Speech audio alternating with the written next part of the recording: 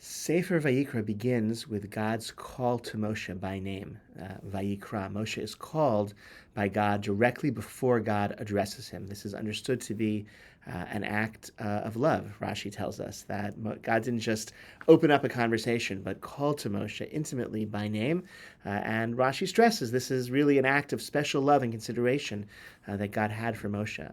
It's been noted that every single book of the Torah, according to Rashi, begins with some expression of special love for the Jewish people.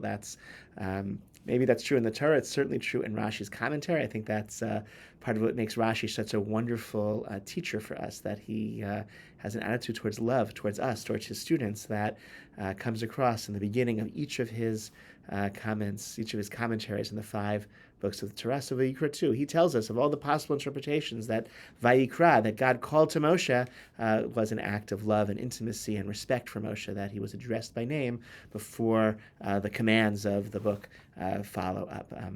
There's also a connection that arises from this word Vayikra, because that aleph is written in a small way. The aleph of Vayikra, and the first word of Sefer Vayikra, is always written small in every Torah scroll, and that draws our attention to the word Vayikra. And without that aleph, which is a different Hebrew root, kufresh hey instead of kufresh aleph, and that root is a reference to something that happens by happenstance, by coincidence. That's how God addresses Bilam later on in Sefer Midbar. It's sort of not a intimate call, not an address, but something more happenstance. And that, of course, is also a phrase that comes up in the Torah's account of the attack of Amalek, as we are going to recall this Shabbat as well. It's Shabbat Zachor.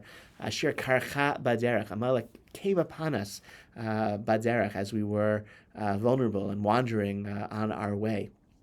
And so the contrast between a worldview of feeling oneself as called by God and a worldview of everything is happenstance and everything is just about instrumentalism and how can I use others to achieve my ends and who threatens me and how can I express myself through dominating other people. That's the militaristic worldview of Amalek. Asher karcha baderech, came upon us without any sense of special mission, trying to undermine perhaps our kriya, our sense of calling, and our relationship with God, which is rooted in feeling commanded and feeling called, and in relationship and covenant with God, which means ultimately accountable to a higher ethical code and to a higher mission.